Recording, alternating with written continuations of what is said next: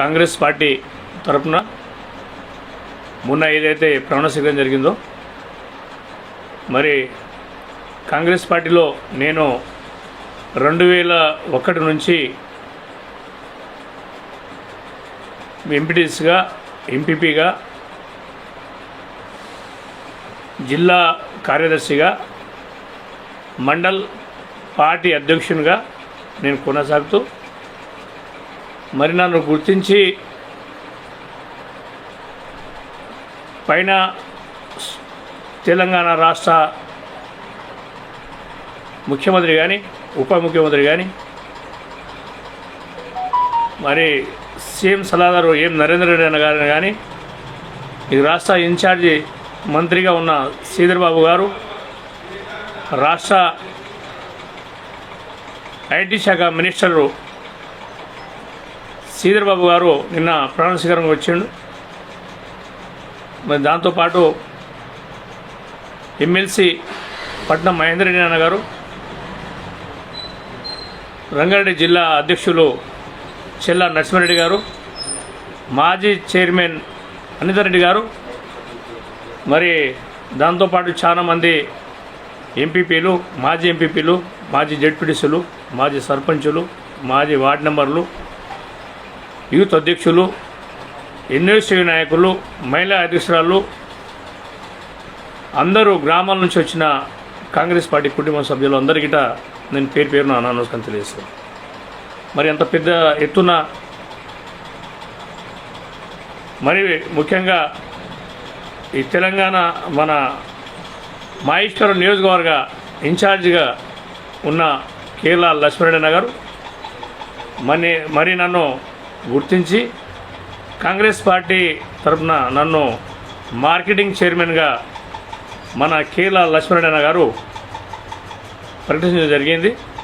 మరి కొన్ని ఆలస్యమైన మరి నన్ను గుర్తించి కాంగ్రెస్ పార్టీ గుర్తించి నాకు ఈ అవకాశం కల్పించారు.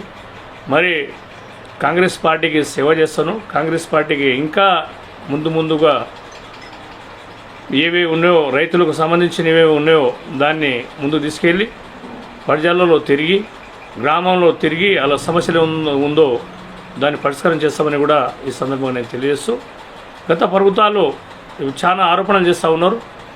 మరి 9 సంవత్సరాల 3 ఏళ్ల కాలంలో టీఆర్ఎస్ ఈ బీఆర్ఎస్ పార్టీ 9 సంవత్సరాల 3 నెలలు వారు పరిపాలన చేయడం జరిగింది. అందులో మేము సమైక్య రాష్ట్రం ఉన్నప్పుడు తెలంగాణ రాష్ట్రంలో మన తెలంగాణకు ఏమో నిధులు కానీ జాబులు వస్తాయని చెప్పి తెలంగాణ రాష్ట్రం తీసుకున్నాం. మనం తెలంగాణ రాష్ట్రం తీసుకుంటే గత సోనియా గాంధీ గారు ఎంతోమంది విద్యార్థులు అమరై మరి ఇట్లా కావద్దని చెప్పేసి తెలంగాణ సోనియా గాంధీ గారు ఇచ్చారు అప్పుడు. కానీ 9 సంవత్సరాల 3 నెలల కాలంలో బీఆర్ఎస్ పార్టీ కేసీఆర్ గారు ఏ ఒక్క ఉద్యోగాలు ఇవ్వలేదు. ఈ 4 కేసీఆర్, హరీష్ రావు, కవితమ్మ, ఈ 4 తెలంగాణ రాష్ట్రంలో ఉద్యోగాలు వచ్చాయి తప్ప ఏ ఒక్కరికి కూడా ఉద్యోగాలు ఇవ్వలేదు. మేము వచ్చిన తర్వాత ఇప్పుడు 14 నెలల కాలంలో మా రేవంత్ రెడ్డి గారు ముఖ్యమంత్రి గారు మంచి పాలన కొనసాగుతూ, ఆ రోజు సమైక్య రాష్ట్రం ఉన్నప్పుడు 18,000 కోట్ల రూపాయలు బడ్జెట్ ఉంటే ధనంగా రాష్ట్రము ఆ రోజు తెలంగాణ రాష్ట్రం వచ్చిన తర్వాత 18,000 కోట్ల రూపాయలు ఎగస్ట్రా ఉండేది, ధన రాష్ట్రం ఉండే అప్పుడు. కానీ కేసీఆర్ వచ్చిన తర్వాత 7 లక్షల రూపాయలు 7 లక్షల కోట్ల రూపాయలు అప్పులుగా మార్చి తెలంగాణ రాష్ట్రానికి అప్పుల కుప్పలుగా చేసి ఐఎంఐలో తెలంగాణ వాడేసిండు. మరి ఇలాంటి ఎన్నో వచ్చినా దాన్ని దృష్టిలో పెట్టుకొని మరి ముఖ్యమంత్రి గారు మేమేవైతే 6 పథకాలు అయితే ఆ రోజు చెప్పామో, మా సోనియా గాంధీ గారు, మా రాహుల్ గాంధీ గారు 6 పథకాలు అయితే చెప్పామో ఆరోగ్యశ్రీ అప్పుడు 2004లో 14 వరకు కాంగ్రెస్ పార్టీ ఉన్నప్పుడు ఆరోగ్యశ్రీ అప్పుడు వైఎస్ రాజశేఖర రెడ్డి గారు 2 లక్షల రూపాయలు ఆరోగ్యశ్రీ ఉండేది. కేసీఆర్ వచ్చిన తర్వాత ఆ ఆరోగ్యశ్రీ అనేది లేకుండా చేసిండు. మరి ఇప్పుడు కాంగ్రెస్ పార్టీ రేవంత్ రెడ్డి వచ్చిన తర్వాత ఇమ్మడే 10 లక్షల రూపాయలు ఏదైతే ఆరోగ్యం ఏమన్నా మనకేమన్నా అయితే ఏ కేర్ హాస్పిటల్ కానీ అపోలోలో కానీ మీరు ఎక్కడ చూపించుకున్నా 10 లక్షల వరకు గవర్నమెంట్ 10 లక్షల రూపాయలు ఆరోగ్యశ్రీ ఇస్తూ ఉన్నాం. దాంతోపాటు ఆ రోజు ఉన్నాము ఆడవాళ్ళకు ఫ్రీ బస్సు ఇస్తామని చెప్పినాం. ఇప్పుడు ఆడవాళ్ళ గిట్ట బస్సులకు ఫ్రీ ఇస్తూ ఉన్నాం.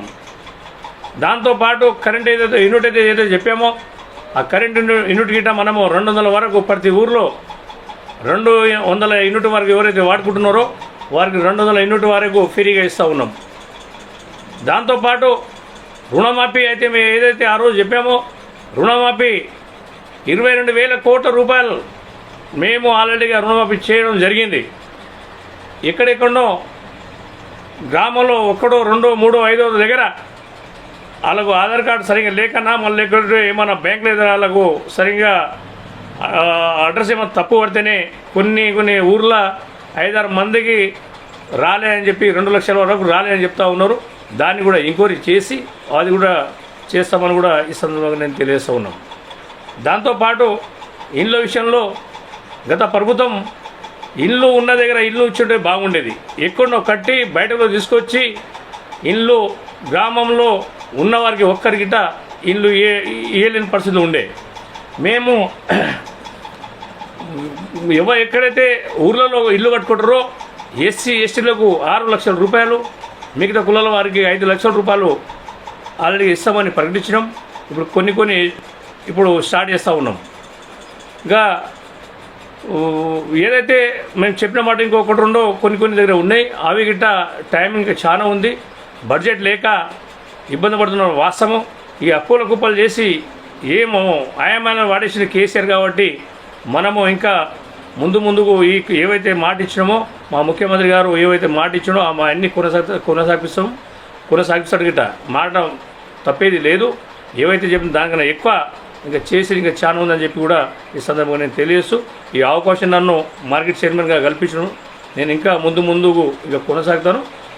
రైతుల పట్ల ఏమన్నా ఉంటే దాన్ని ముందుగా తీసుకుపోయి ఏమన్నా ఉంటే దానికి సరిదిస్తాను కూడా ఈ సందర్భంగా తెలియజేస్తూ ముగిస్తాను.